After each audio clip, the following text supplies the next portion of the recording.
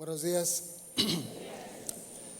Si me acompaña, por favor, a su Biblia en el libro de los Hechos, capítulo 12.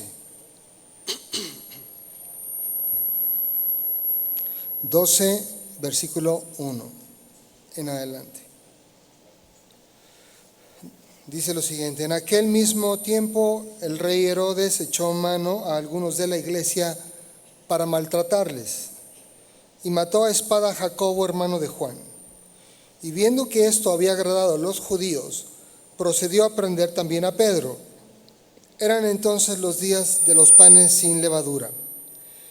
Y habiéndole tomado preso, le puso en la cárcel, entregándole a 4 grupos de 4 soldados cada uno, para que le custodiasen.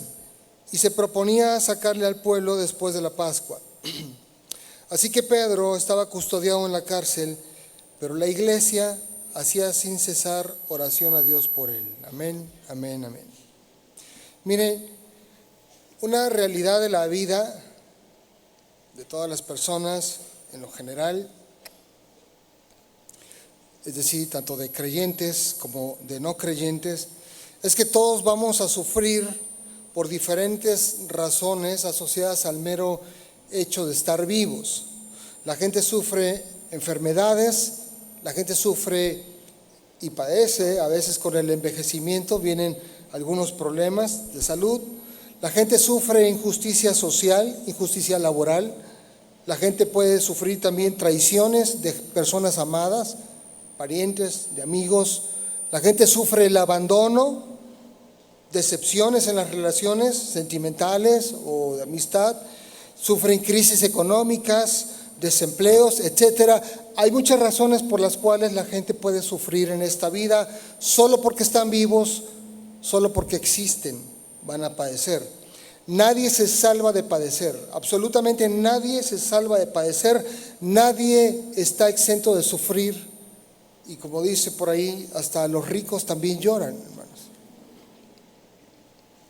En el caso de los cristianos, además, aparte de todos los padecimientos propios de la existencia del ser, los cristianos también vamos a sufrir angustias con motivo de nuestra fe.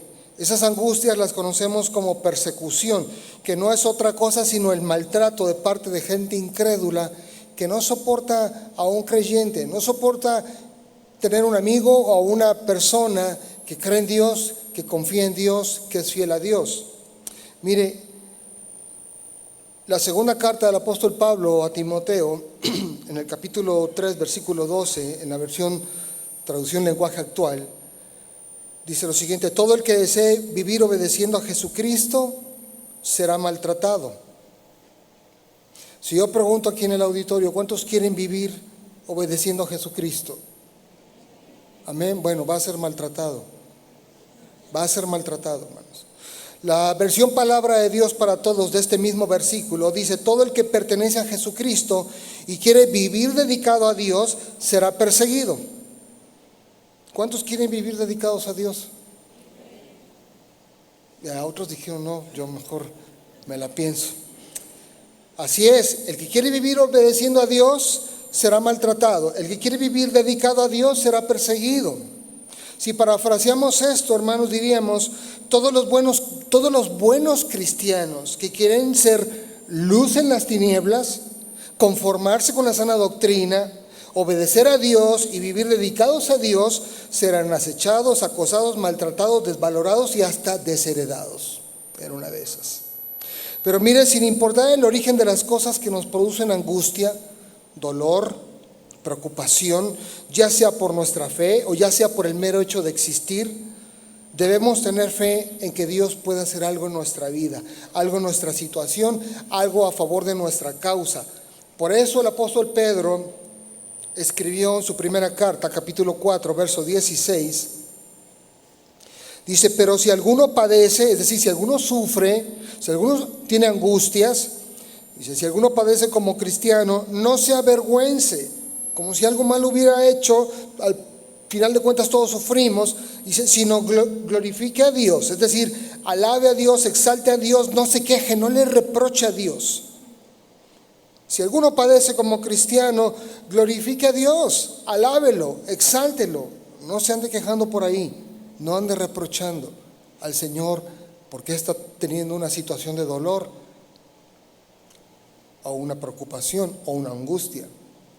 Pero mire, así como es seguro, totalmente seguro, que eventualmente Dios permita pruebas y tribulaciones en nuestra vida, así también es seguro, igual de seguro o más de seguro, que Dios tiene cuidado de nosotros y escucha nuestras plegarias, escucha nuestras oraciones y se levanta a nuestro favor.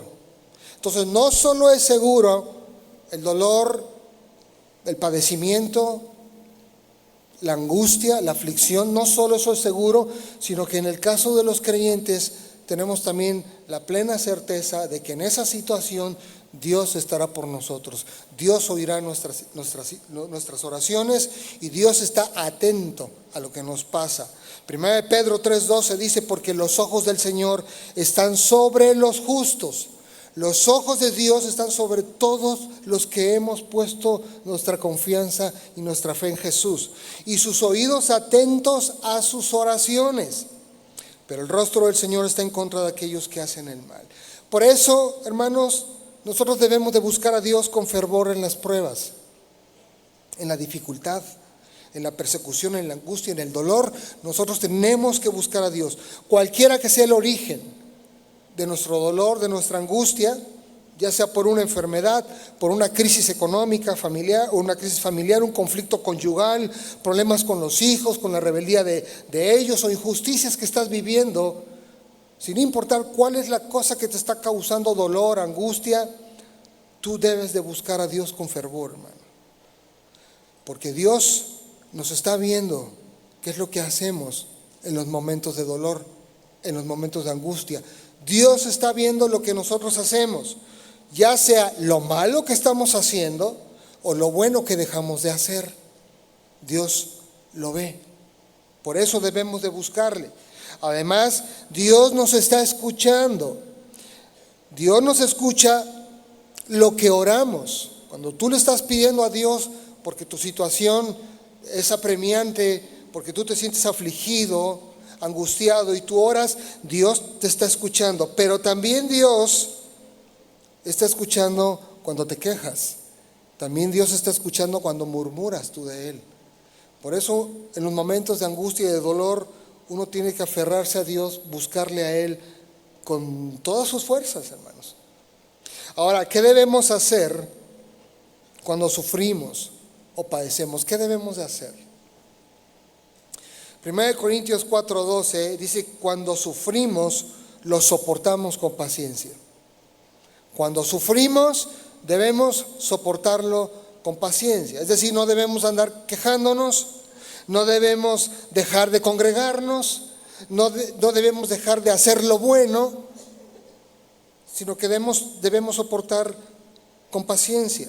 Aguantar, no agüitarnos, no echarnos para atrás, no abandonar la fe en Dios. No dejar de orar.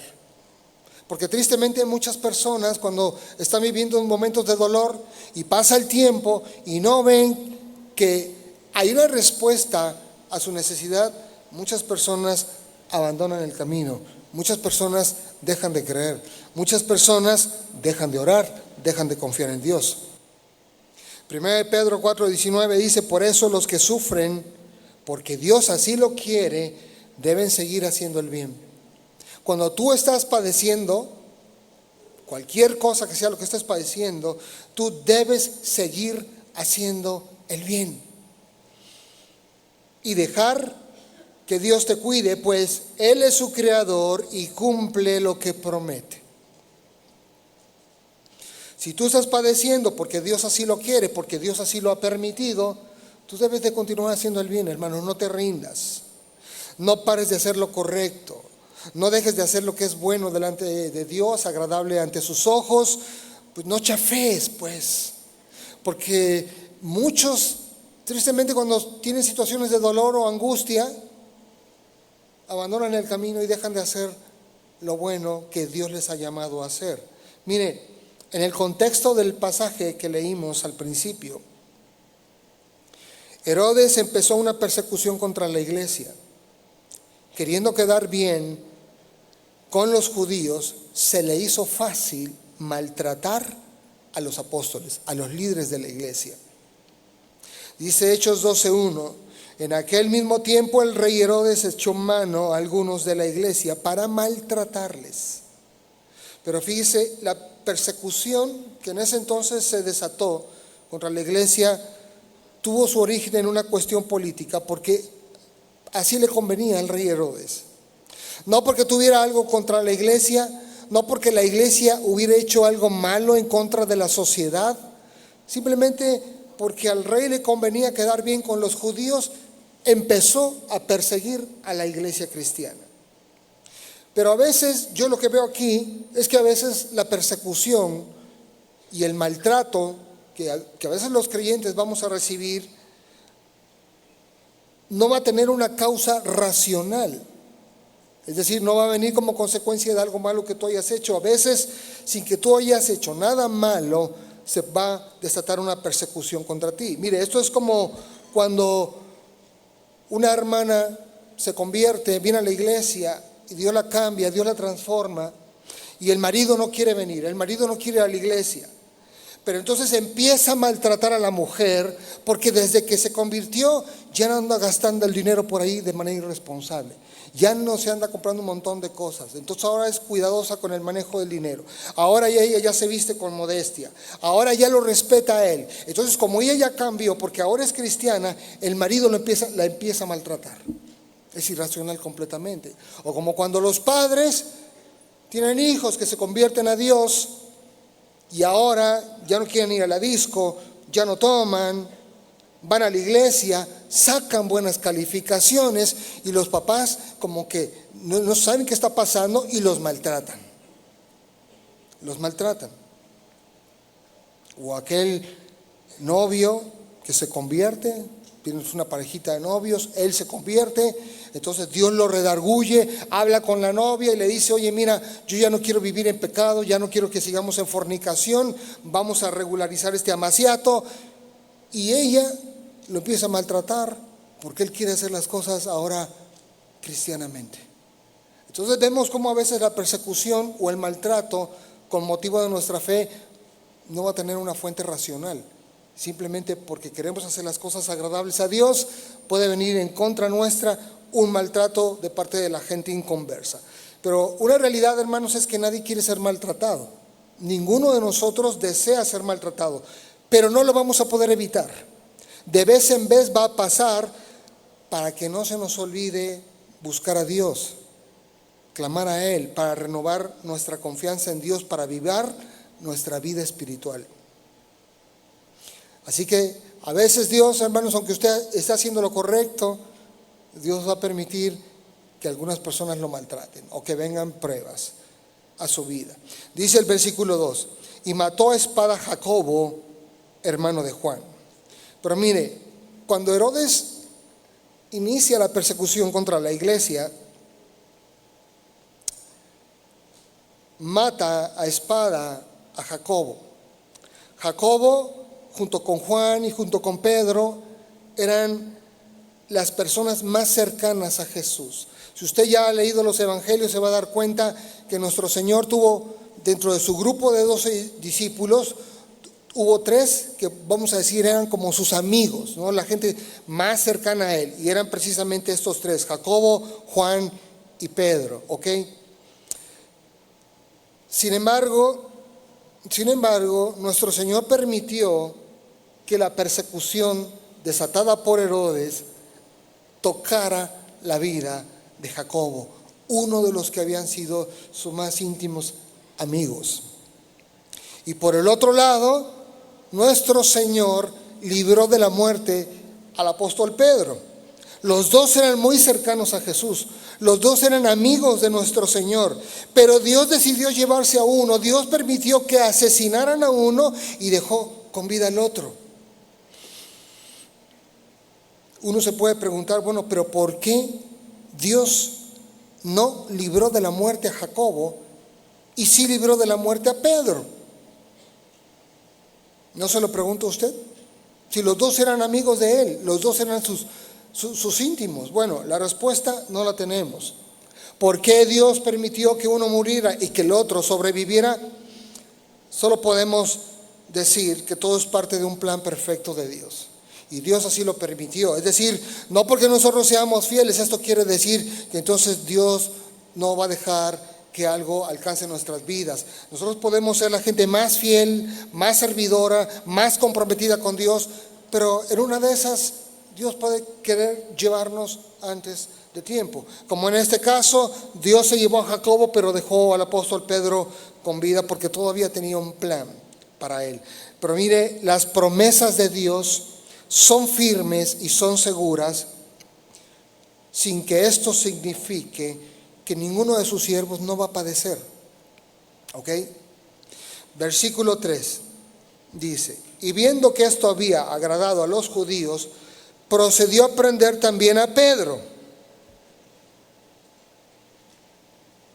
Eran entonces los días de los panes sin levadura, y habiéndole tomado preso, le puso en la cárcel, entregándole a 4 grupos de 4 soldados cada uno para que le custodiasen. Y se proponía sacarle al pueblo después de la Pascua. Pero vea, Herodes mete a la cárcel al apóstol Pedro, y no lo mató a Pedro inmediatamente porque se estaba celebrando la Pascua. ¿Okay? Entonces lo mete a la cárcel solo de una manera temporal, para, una vez terminada la celebración de la Pascua, asesinar también al apóstol Pedro. Pero qué terrible debió haber sido para el apóstol Pedro, estando ahí en la cárcel, sabiendo que en unos días lo iban a ejecutar. Si usted se pone por un momento en sus zapatos, ¿cómo estaría usted dentro de la cárcel si lo meten ahí y además usted sabe que en unos 3-4 días lo van a asesinar cuando lo saquen de la cárcel? Además sabiendo que acaban de asesinar a Jacobo, uno de los amigos del Señor. ¿Cómo estaría usted en la cárcel? ¿Tranquilo? ¿Angustiado? ¿Sufriendo? Pero mire, son momentos difíciles que cualquier creyente puede llegar a vivir. No exactamente la misma imagen, pero situaciones difíciles que cualquier creyente puede vivir. Pero en esos momentos de prueba y de angustia, algo bueno estaba haciendo la iglesia. Algo bueno estaba haciendo la iglesia. Dice el versículo 5: así que Pedro estaba custodiado en la cárcel, pero la iglesia hacía sin cesar, ¿qué cosa? Oración a Dios por él. La iglesia hacía sin cesar, es decir, constantemente estaban orando a Dios por él. No había tal cosa como, no, pues yo ya oré una vez y Dios ya escuchó y yo no tengo que estar repitiéndole al Señor lo que yo ya le pedí. No, hermanos, cuando uno está en una situación de angustia, tiene que estarle pidiendo y pidiendo y pidiendo a Dios. Si tú quieres la salvación de tu familia, tú tienes que estar pidiendo y pidiendo y pidiendo por su salvación. Si tú quieres que Dios te sane de una enfermedad, tú le tienes que estar pidiendo y pidiendo y pidiendo a Dios por tu necesidad. Hay que hacer oración constantemente, sin cesar en nuestra situación. Pero mire, la iglesia sabía que solo Dios podía hacer un milagro. Ellos tenían claro que la situación que estaba pasando era algo donde solo Dios lo podía resolver. Nadie tenía los recursos ni el poder político para rescatar al apóstol Pedro de la cárcel o para impedir la ejecución del apóstol Pedro. Solo Dios podía hacer un milagro en esa situación. La iglesia estaba angustiada porque estaban a punto de perder a otro de sus líderes más importantes. Y acá yo rescato como un paréntesis la importancia de estar orando por los líderes de la iglesia, hermano. Yo aprovecho también para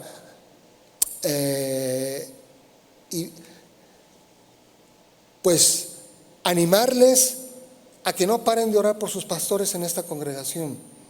Los pastores de una congregación son líderes valiosos y lo que mejor puede hacer la iglesia por sus propios líderes es estar en constante oración. Señor, guarda la vida de nuestros pastores, dale salud, alarga sus años, bendice a sus familias. Es algo que bien haríamos todos por nuestros pastores y líderes. Pero bueno, después de ese paréntesis, lo importante es que la iglesia estaba consciente de que requerían un milagro y estaban orando a Dios. Ahora, la iglesia no sabía cómo podía ocurrir un milagro de liberación. La iglesia no sabía, los hermanos de la iglesia no sabían qué podía hacer Dios en semejante situación. Era algo como insalvable, pues. Pero lo único que sí tenía claro es que ellos requerían un milagro.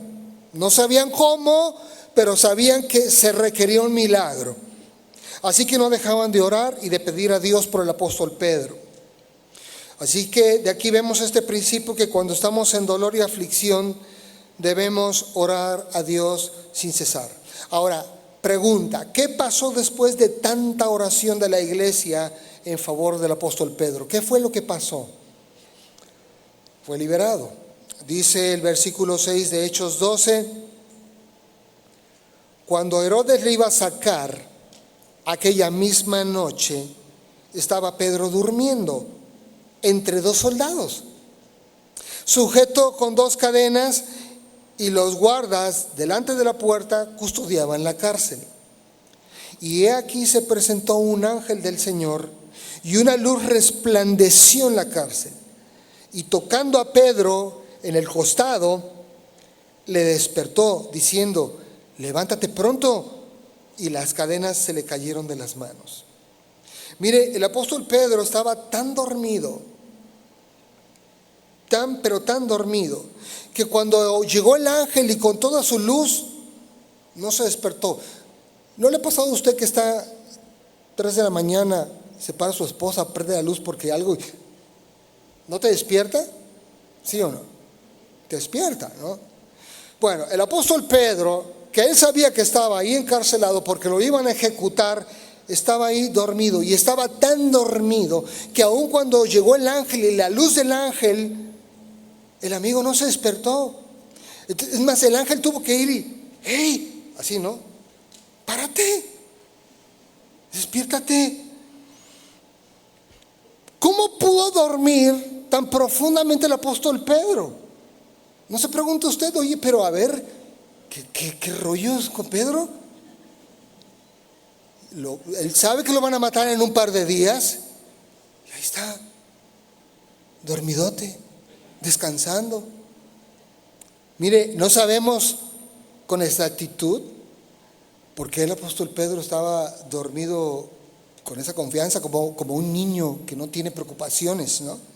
Pero en Juan 21:18, nuestro Señor, hay un pasaje en la Biblia que está narrado ahí en Juan 21, donde están los apóstoles ahí en la madrugada, se les aparece nuestro Señor resucitado, y hay una parte donde Pedro tiene un diálogo con Jesús, y Jesús le dice: mira, cuando tú seas viejo, otro te va a ceñir y te va a llevar a donde tú no quieres.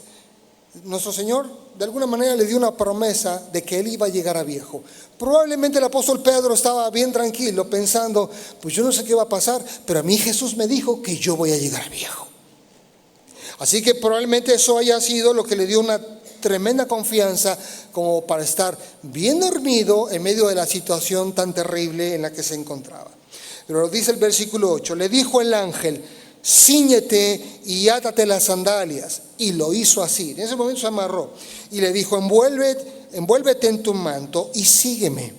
Y saliendo le seguía, pero no sabía que era verdad lo que hacía el ángel, sino que pensaba que veía una visión. Tan sobrenatural fue todo, hermano. Imagínense ahí, el ángel, se le desatan los grilletes de los pies, los guardias parece que están como anestesiados, nadie se entera, se le abre la puerta de la cárcel y llega hasta afuera. Yo creo, hermanos, que ni en su más grande delirio el apóstol Pedro se imaginó que Dios lo iba a rescatar de esa manera. Uno puede estar fantaseando como no, y entonces, y no sé, pero yo creo que jamás de los jamases él pensó que esto iba a pasar. Un milagro de este tamaño, hermanos. Dice el versículo 10, habiendo pasado la primera y la segunda guardia, llegaron a la puerta de hierro que daba a la ciudad, la cual se les abrió por sí misma, y salidos pasaron una calle, y luego el ángel se apartó de él. Entonces Pedro, volviendo en sí, dijo: ahora entiendo verdaderamente que el Señor ha enviado su ángel y me ha librado de la mano de Herodes y de todo lo que el pueblo de los judíos esperaba. Tan maravilloso, tan sobrenatural fue todo lo que pasó, que Pedro pensó que había estado soñando. Como él se imaginó, pensó que estaba fantaseando o imaginándose las cosas. Pero bueno, avanzamos en el pasaje, dice el versículo 12. Y habiendo considerado esto, llegó a casa de María, la madre de Juan, el que tenía por sobrenombre Marcos, donde muchos estaban reunidos orando. Mire, pasa todo el milagro, el apóstol Pedro dice: bueno, ¿a dónde voy? Y él se acuerda que en la casa de esta mujer, la mamá de Juan Marcos, ahí se reunía la iglesia, ¿ok? Así que él se dirige directamente a ese lugar. María, la madre de Juan Marcos, podemos decir, hermanos, que ella fue una mujer valiosa para la iglesia primitiva. No tanto porque fuese una mujer acaudalada. Ahora, ¿por qué concluimos que la madre de Juan Marcos era una mujer acaudalada? Pues sencillo, si la hermana tenía una casa lo suficientemente grande como para tener dentro a mucha gente, pues es evidente que esta hermana tenía recursos económicos, ¿ok? Lo suficientes como para una casa de ese tamaño, para que haya mucha gente de la iglesia ahí dentro de su casa. Entonces ella fue muy valiosa para la iglesia primitiva, no tanto por ser rica, sino por ser valiente y por ser una mujer confiada en Dios. Fue valiente, hermanos, porque abrir su casa para recibir a los hermanos perseguidos por Herodes era un riesgo muy grande. Si descubrían que la iglesia se reunía en la casa de ella, la podían asesinar y le podían despojar de sus bienes. Yo me pregunto, ¿cuántos estaríamos dispuestos en una situación así a decir: yo pongo mi casa, yo me arriesgo, yo quiero ser de bendición para la iglesia? Pero esta mujer, fíjense, fue parte activa, no solo de las oraciones, sino que fue parte activa de la respuesta de Dios. Ella fue instrumento de parte de Dios para llevar una respuesta a la iglesia. Así que en la casa de esta mujer estaba mucha gente reunida orando. Ahora, ¿cuánto es mucha gente? ¿Quién sabe? ¿Quién sabe cuánto es mucha gente? Pero yo quiero pensar que había más de 100 personas ahí metidas, orando, rogando y pidiéndole a Dios por la liberación del apóstol Pedro. La iglesia sabía que tenía un Dios en los cielos que los escuchaba y que los cuidaba. Por eso muchos estaban reunidos orando. No se reunían para desanimarse, ni para tener catarsis entre ellos o desahogarse entre ellos. Se reunían para edificarse unos a otros, para exhortarse a continuar en la fe unos a otros. Se reunían para orar, para pedirle a Dios por la situación que estaban viviendo. Orar, hermanos, en una situación que humanamente parece insalvable, yo quiero decirle que no es una pérdida de tiempo. Orar, lo voy a repetir, en una situación que humanamente parece insalvable, no es una pérdida de tiempo. A veces la gente ya no quiere orar a Dios cuando ve que su situación está muy crítica. Paran de orar, paran de creer, paran de congregarse, paran de hacer lo bueno, como decíamos al principio. Es como si alguien dijera: me dieron 3 meses de vida. Bueno, pues ya no ores, ya te dijo el doctor que solo tienes 3 meses de vida, ya para qué le pides a Dios. ¿Qué vas a hacer? ¿Te vas a rendir o vas a seguir orando pidiendo por un milagro? Es que ya me llegó el citatorio del abogado para firmar el divorcio. Pues ya mejor pregunto: ¿cuándo se reúnen los solteros en la iglesia? Ya me dijeron que me van a despedir. No, pues ya hago las cosas O sea, ahí se va, llego a la hora que sea. Ya me dijeron que me van a despedir, total. No, hermanos, si tú estás en una situación crítica, en una situación difícil, orar no es perder el tiempo. Pedirle a Dios que haga algo en tu situación, aunque parezca imposible, no es perder el tiempo, hermanos. Tú tienes que continuar orando a Dios por tu situación. Dice el versículo 13, cuando llamó Pedro a la puerta del patio, salió a escuchar a una muchacha llamada Rode, la cual, cuando reconoció la voz de Pedro, de gozo, no abrió la puerta, sino que corriendo dentro, dio la nueva de que Pedro estaba a la puerta. Fíjense, esta muchacha que ya se hizo refamosa, la tal Rode. Esta muchacha se emocionó tanto cuando escuchó la voz de Pedro, que ahí en la madrugada estaba tocando la puerta, en lugar de abrir la puerta y abrazarlo y Pedro, estás acá, ¿no? Lo que se le ocurrió fue, pues si es Pedro, no le abrió, lo dejó ahí y se metió a la casa para decirle a los demás, emocionada, ¿no? Fue la primera en ver el milagro de las oraciones contestadas, por Dios, al clamor de su iglesia. No cabía de emoción esta mujer, esta chica, esta muchacha, pues ella estaba siendo testigo de algo sobrenatural. No sabía cómo había pasado el milagro de liberación del apóstol Pedro, pero ahí estaba Pedro afuera. Y la chica como, ¡wow! Pedro. A veces va a pasar así, hermanos, no vamos a reaccionar de una manera racional frente a los milagros, porque no estamos viendo milagros todos los días, esa es la realidad, ¿ok? Pero el asunto es que lo más desconcertante, porque póngale que la reacción de Rode, pues no fue muy sabia, ¿no? Porque en lugar de abrirle a Pedro y decirle, oye, Pedro pasa, lo deja fuera y se va pronto a avisarle a los demás que ahí estaba el apóstol Pedro. Pero le digo, lo más desconcertante de todo esto ocurre acá en el versículo 15, la primera parte del versículo 15 de Hechos 12. Ella va y les dice que está Pedro allá afuera. Dice, y ellos le dijeron, o ellos le contestaron a Rode. ¿Qué le contestaron? A ver, ¿cómo fue? Pero díganlo como con ganas, ¿no? Como si usted estuviera ahí. Imagínense usted ahí en la escena, llega Rode y le dice, oye, ahí está Pedro afuera. Estás loca, muchacha. Vete a dormir, tómate un café. Estás loca. Pero ella aseguraba, no, sí, te lo juro por la Virgencita, ahí está Pedro.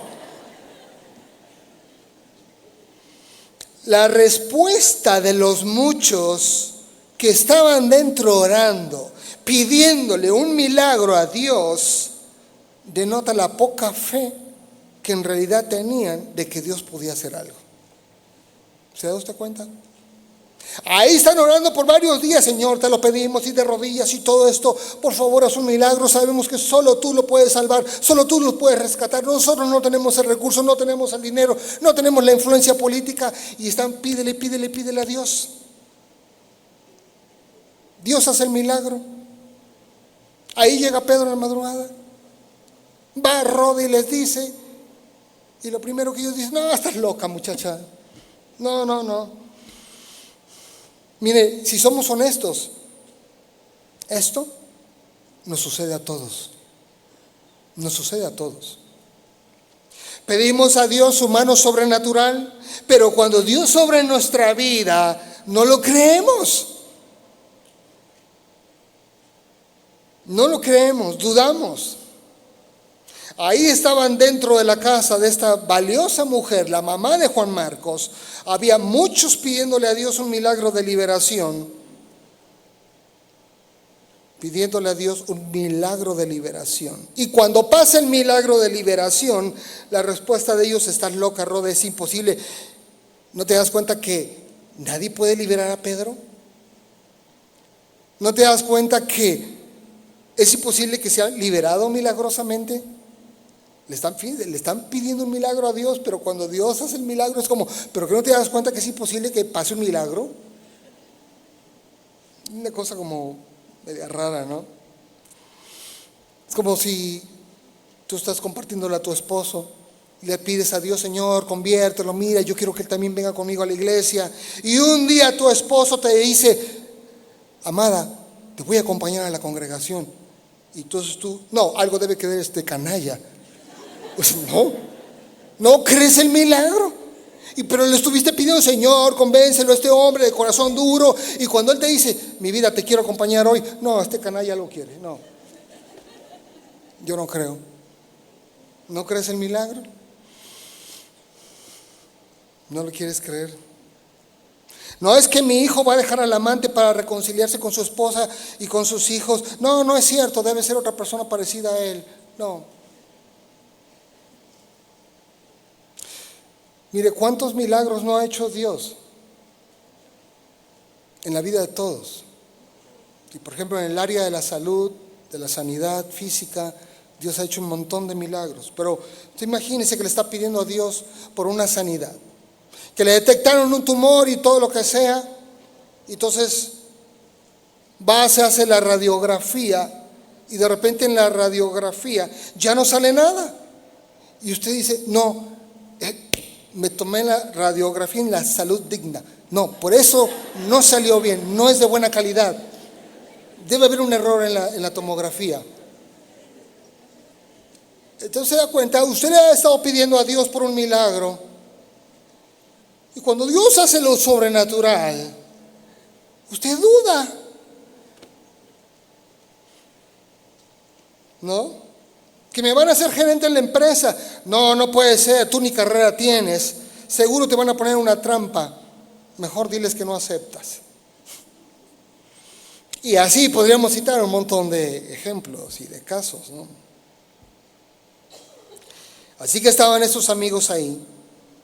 Cuando Rode les avisa que Pedro estaba afuera, ellos dudan. Versículo 15, ellos le dijeron: estás loca. Pero ella aseguraba que así era. Entonces ellos decían: es su ángel. Y mire, para entender esta expresión, en la cultura judía se creía que las personas tenían un ángel de la guarda, una dulce compañía, ¿no? Que no los desampara ni de noche ni de día.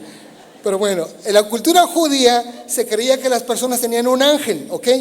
Así que estos hermanos que oraban con fervor a Dios, pidiendo un milagro de liberación del apóstol Pedro, cuando el milagro se presenta, porque Rode les dice: ahí está Pedro afuera, ellos dijeron: no, no es posible, ya lo han de haber matado, Rode. Y lo que tú viste ha de haber sido el ángel de Pedro, el ángel de la guarda de Pedro.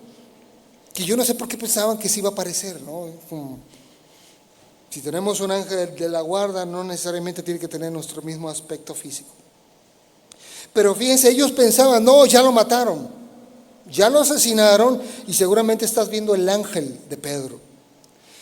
Pero a veces, tristemente, a veces lo que más deseamos, a veces lo que más pedimos a Dios, no creemos que pueda suceder. Dudamos de que pueda suceder. Señor, abre las puertas de un nuevo trabajo, pero no crees que puede pasar. Señor, trae a mi vida una pareja, pero dudas de que Dios te pueda llevar a conocer a alguien especial para ti. Señor, sana mi cuerpo de tal enfermedad, pero ya te compraste un cajón en el panteón. Señor, que mis hijos se conviertan, pero ya dejaste de orar por ellos, ya paraste de invitarlos a la iglesia. Si somos honestos, esa es la realidad, hermanos. Tenemos necesidades, un montón de cosas que nos afligen y que queremos ver la mano de Dios en nuestra vida y le pedimos a Dios, pero también al mismo tiempo por dentro tenemos duda. ¿Cómo Dios puede hacer algo en semejante situación? ¿Cómo Dios puede hacer un milagro? Aunque por dentro dudemos, hermanos, no debemos parar de orar y pedir a Dios. Claramente Dios no está limitado a nuestra fe para hacer milagros. Dios sabe que somos carne, que somos débiles, y Él va a hacer conforme a sus propósitos, hermanos. Aunque usted dude de que en su situación, que le está provocando dolor, angustia, preocupación, lo que sea, aunque usted tenga duda, hermano, no pare de orar, no pare de pedirle a Dios. Dios no depende de su fe para hacer un milagro. Por eso el título de la enseñanza, aunque usted no lo crea, hermanos. Aunque usted no lo crea, Dios puede hacer un milagro en su vida. Ahí estaba la iglesia rogando y pidiéndole a Dios, pero por dentro dudaban de que en realidad Dios pudiera hacer algo. ¿Y qué fue lo que pasó? ¿Será que la incredulidad de ellos limitó a Dios para hacer un milagro? No, pues no puedo hacer un milagro. Pues yo necesito que se levante un poco más de fe para hacer algo sobrenatural en su vida. ¿Será que eso fue? No.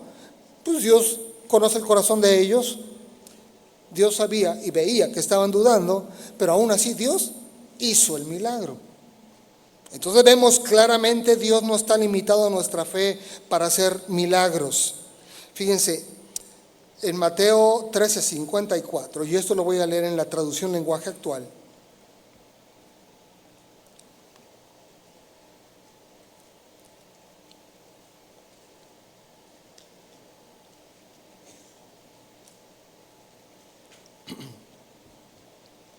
Mateo 13:54 dice lo siguiente: Jesús llegó a su pueblo, es decir, Nazaret, llegó a su pueblo y comenzó a enseñar en la sinagoga.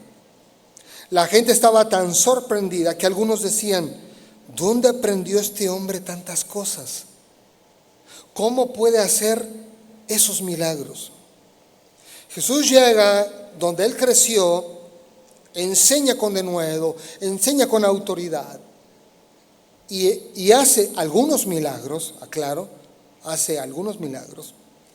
Sin embargo, la gente de su pueblo, como lo conocían, lo cuestionaban, sabían que era el hijo del carpintero y no disfrutaron la bendición de tener semejante predicador y semejante poder sanador. Dice el versículo 58 de Mateo 13: y como la gente no creía en él, Jesús no hizo muchos milagros en aquel lugar. Lo voy a leer otra vez. Y como la gente no creía en él, la Reina Valera dice a causa de la incredulidad de ellos, pero bueno, dice a causa de la incredulidad o a causa de que la gente no creía en él, Jesús no hizo muchos milagros en aquel lugar. Yo le pregunto, hermanos, ¿será que la incredulidad de la gente estorbó el poder de Dios? Como Jesús, sánate y no se sanó. ¿Será que le faltó poder a Cristo para sanar porque la incredulidad de la gente lo estorbó? ¿Se imagina usted el mundo, toda la bola de inconversos, miles de millones de inconversos y enemigos de Dios que no creen en Él, y porque ellos no creen, entonces Dios ya no va a hacer milagros, Dios ya no puede venir por segunda vez por su iglesia porque le está estorbando la incredulidad de la gente?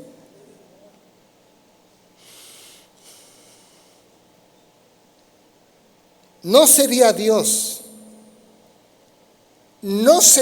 si dependiera de otro, hermanos. Si el poder creador, sanador, restaurador de Dios depende de la fe de la gente, entonces ya no es Dios.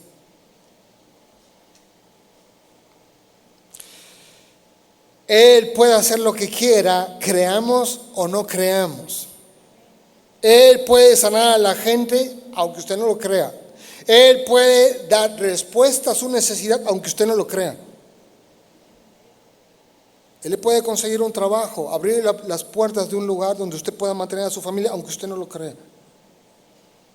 Él puede reconciliar su relación conyugal por más difícil que esté, aunque usted no lo crea. Ahora uno entonces se puede preguntar, ¿por qué entonces Jesús no hizo tantos milagros en ese lugar?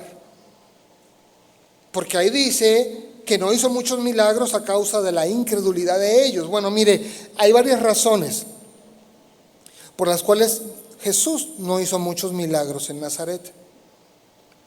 Una, porque la gente no se lo merecía. No se lo merecían, hermanos. Otra razón, para que su condenación no fuera peor, viendo todo su poder.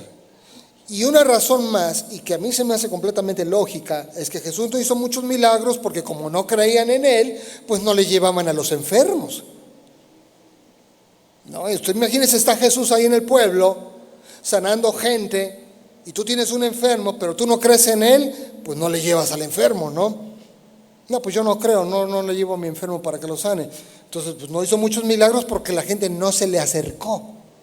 Pero no porque el poder de Jesús estuviera limitado. Mire, tristemente a veces estos versículos se malinterpretan y ponen condenación en los hombros de la gente. Y dice, mira, no pasa en tu vida un milagro porque tú no estás creyendo, porque tu incredulidad está estorbando el poder de Dios. Pero hermanos, esto no es así. Si usted ha sentido condenación porque le ha faltado fe y que por eso no ha pasado tal cosa, hermanos, ese es el momento para despojarse de la condenación. Si no ha ocurrido un milagro es porque Dios no ha querido que acontezca ese milagro. No porque su falta de fe esté estorbando a Dios. ¿Quién sería Jesús si Él dijera? Imagínense a Jesús sentado ahí llorando en una banqueta, pero me dejaron hacer milagros. Entonces imagínense ese cuadro. Pues obviamente no. Obviamente no. Marcos 9:23. Jesús le dijo, fíjense, ese es otro pasaje diferente. Un papá que tenía un hijo endemoniado y el demonio de repente lo azotaba y maltrataba al hijo. Le pide a los discípulos que lo liberen, los discípulos no lo pueden liberar. Se acerca el padre de familia con Jesús y dice Marcos 9:23, Jesús le dijo, si puedes creer, al que cree todo le es posible. Jesús le está preguntando a este padre de familia que tenía un hijo endemoniado, si puedes creer, al que cree todo le es posible. Porque el papá se acerca diciéndole, Jesús, sana a mi hijo que está endemoniado. Marcos 9:24, en traducción lenguaje actual, vamos a ver la respuesta del papá. Dice, al instante el padre clamó, sí creo, pero ayúdame a superar mi incredulidad. ¿Se da usted cuenta ahí? El papá le responde a Jesús, sí creo que puedes hacer un milagro, dice, pero ayúdame a superar la incredulidad. Pareciera como una contradicción. Y sí, en efecto, en parte lo es. Porque este padre de familia está reconociendo, Señor, tú tienes el poder, tú puedes hacer lo que tú quieras hacer. Pero por dentro me cuesta trabajo pensar que un milagro puede ocurrir. Ese es el asunto con el papá, es exactamente lo que acontece con todos nosotros, hermanos. Que tu situación particular que te está causando dolor, angustia, aflicción, tú dices, Señor, yo sé que tú tienes el poder para hacer todo, pero la realidad por dentro me cuesta trabajo creer. Me cuesta trabajo creer cómo puede ocurrir. No entiendo cómo puede ocurrir semejante milagro. ¿A cuántos no les tocó escuchar que no pasaba un milagro en sus vidas porque no tenían fe como un grano de mostaza? ¿Nunca nadie te reprochó algo así? No, es que si tuvieras fe como un grano de mostaza, le dirías a este monte, quítate y échate al mar. Y ocurriría. Y te citan esos pasajes, poniendo cargas sobre tus hombros que no deben de estar. La realidad es que cuando nuestro Señor dijo esto a los apóstoles, eso está en Lucas 17, ahí usted lo puede encontrar. Jesús estaba hablando en el contexto, fíjese, de esa expresión de la fe del tamaño de una semilla de mostaza, Jesús estaba hablando acerca de perdonar a los que te han ofendido hasta 70 veces 7. Estaban hablando de diversas cosas. Jesús les dice, bueno, si alguien te ofende, le tienes que perdonar hasta 70 veces 7. Y ellos se quedan como, eso está como muy rudo, como muy complicado. Bueno, en ese contexto, Jesús les dice, bueno, si tuvieran fe como un grano de mostaza, le dirían a este monte, quítate y échate al mar. Pero en otras palabras, esa parte de la Escritura se refiere a que nosotros los creyentes podemos llegar a hacer cosas tan grandes como perdonar a un semejante. No a que nosotros podamos hacer milagros. Nosotros no podemos hacer milagros. En el caso de la semilla de la fe, del tamaño de la semilla de mostaza, se refiere a, tú vas a poder perdonar, tú vas a poder amar a un prójimo. Es decir, cosas que si no tuviéramos el Espíritu Santo no podríamos hacer, hermanos. ¿Okay? Así que uno no se debe de condenar si por dentro tiene duda de que Dios pueda hacer un milagro en mi situación de vida. Lo que yo debo de hacer es como la iglesia primitiva, hermanos. Cuando Pedro estaba encarcelado, ellos sabían solo un milagro lo puede liberar. Así que ¿qué hizo la iglesia? Hacía oración a Dios por él sin cesar, constantemente le pedían a Dios por el milagro de liberación. No obstante, ellos tenían duda de cómo podía pasar, pero no se detuvieron por la incredulidad, no se detuvieron por la duda, ellos siguieron orando por su situación, continuaban orando. Dice Hechos 12:16, mas Pedro persistía en llamar. Vamos a regresar a nuestro pasaje. Ahí llega Pedro, le toca en la madrugada, Rode lo reconoce, lo deja fuera, y Pedro ya empieza a ponerse nervioso, así que él insiste en llamar, no, ábranme. Y si cuando abrieron y le vieron, se quedaron atónitos. Mientras los hermanos estaban ahí adentro discutiendo de que, no, si es un milagro, no es un milagro, debe ser su ángel protector, no que sí, no que no, ahí estaba Pedro, fuera muriéndose de los nervios. ¿Por qué? Porque él sabía que la persecución ya se había desatado, y si alguno de los vecinillos por ahí se enteraba que estaba Pedro en la aleluya, seguramente lo iban a reportar y lo iban a volver a apresar. Así que Pedro es como, oye, ábranme. Ya Dios hizo lo más difícil, ustedes nada más jalen la perilla. Se quedaron atónitos, hermanos, dice la Biblia. Atónitos. Pero no solo atónitos, sino que con toda certeza por dentro se quedaron avergonzados. Avergonzados con Dios. Señor, nosotros pidiéndote, pero dudando al mismo tiempo. Y cuando tú haces el milagro, qué vergüenza, Señor. Perdónanos. Avergonzados con Dios. Hubo alboroto ahí en ese momento. Pedro, porque ellos no le platicaron en la discusión que tuvieron con Rode. No le dijeron nada. Así que hubo alboroto ahí. Pedro, ay, nosotros siempre creímos que Dios iba a hacer algo en tu vida. Qué bueno que tuvimos fe en Dios y pedimos por tu liberación milagrosa. Ya hasta te estábamos esperando, Pedro. Ajá, diría Rode. Y la muchachita callada, ¿no? Como, mira estos. Verso 17 y último. Pero él, o sea Pedro, haciéndole señal con la mano de que callasen, silencio, dice, les contó cómo el Señor le había sacado de la cárcel y dijo, hagan saber esto a Jacobo y a los hermanos, y salió y se fue a otro lugar. El apóstol Pedro termina siendo liberado. Hasta este punto de la historia escrita en el libro de los Hechos no le volvemos a ver más. Él desaparece de la escena y el que entra posteriormente en escena en los Hechos es el apóstol Pablo, ¿ok? Pero acá yo quiero terminar este sermón exhortándoles, hermanos, a que no paremos de orar en nuestra situación. Todos tenemos diferentes cosas que nos angustian, que nos afligen. Pueden tener cualquier origen, por el mero hecho de existir o por causa de tu fe. Pero sin importar el origen de lo que te tiene afligido, de lo que te tiene con sufrimiento, con dolor o con angustia, yo quiero animarte, hermanos, no pares de orar, no pares de pedirle a Dios. Dios no está limitado, aún si tú tienes incredulidad, aún si te cuesta trabajo, cómo Dios puede hacer un milagro en tu situación. No pares de orar, hermanos. Aunque tú no lo creas, Dios puede hacer algo por ti. Amén. Vamos a orar, vamos a ponernos de pie.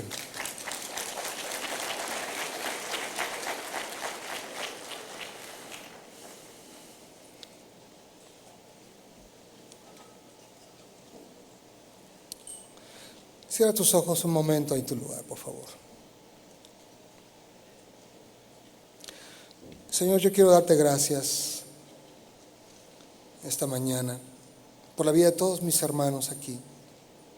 Quiero pedirte, Padre, que tú los bendigas, que tú les animes a seguir buscándote, a seguir haciendo lo correcto, lo recto, lo justo, lo bueno, Señor. Que mis hermanos no se rindan de hacer tu voluntad y de servirte a ti, aunque estén pasando momentos de angustia o de dolor, Señor. Bendice sus vidas, Señor, yo te pido, y trae respuesta a su necesidad, Padre. Oro por todos ellos, que aunque tengan duda en sus corazones de cómo tú puedes llegar a hacer un milagro para sus vidas, que no por eso se detengan, sino que continúen orando, pidiéndote a ti por su necesidad, Señor. Bendíceles, Señor. Bendíceles grandemente y contesta sus oraciones, Señor. Tú conoces la situación de cada uno de ellos y yo sé que tú tienes el poder para responder, Señor. Trae respuesta a sus vidas. Trae respuesta a sus vidas, Señor.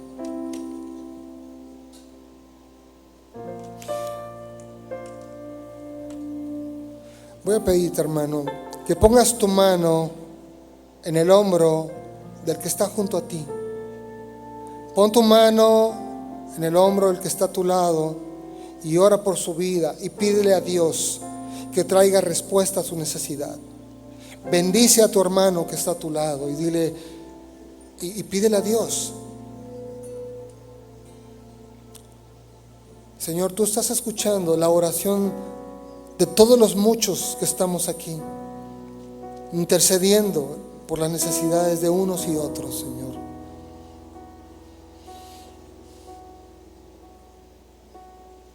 Te ruego, Padre, contesta las oraciones. Contesta las oraciones de todos, Señor.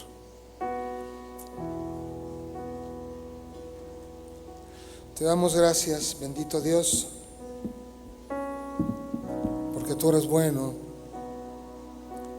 porque tú nos escuchas, porque tus ojos nos ven y tus oídos están atentos a nuestras oraciones. Te damos gracias por este hermoso momento en tu presencia. En el nombre de Jesús. Amén, amén, amén. Dios les bendiga, hermanos. ¿Quién mejor que tú, que conoces mi debilidad, mis secretos y anhelos, mis temores y defectos? ¿Quién es como tú, que me amaste tal y como soy, y por medio de tu Hijo me adoptaste como tuyo? ¿Quién mejor que tú, eterno Dios del universo? Los cielos cuentan tu gloria y poder.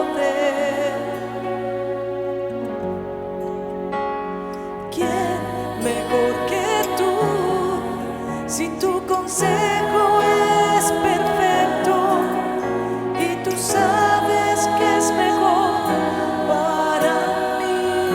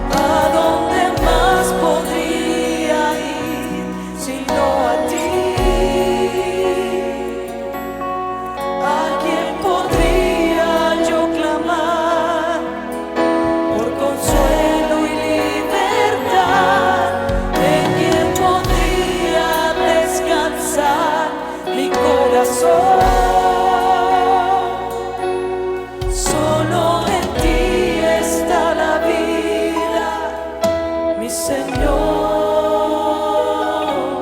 mi Salvador,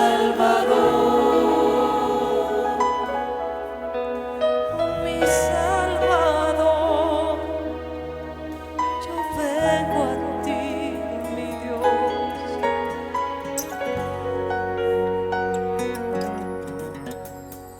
¿Quién mejor que tú, que conoces mi debilidad, mis secretos y anhelos, mis temores y defectos?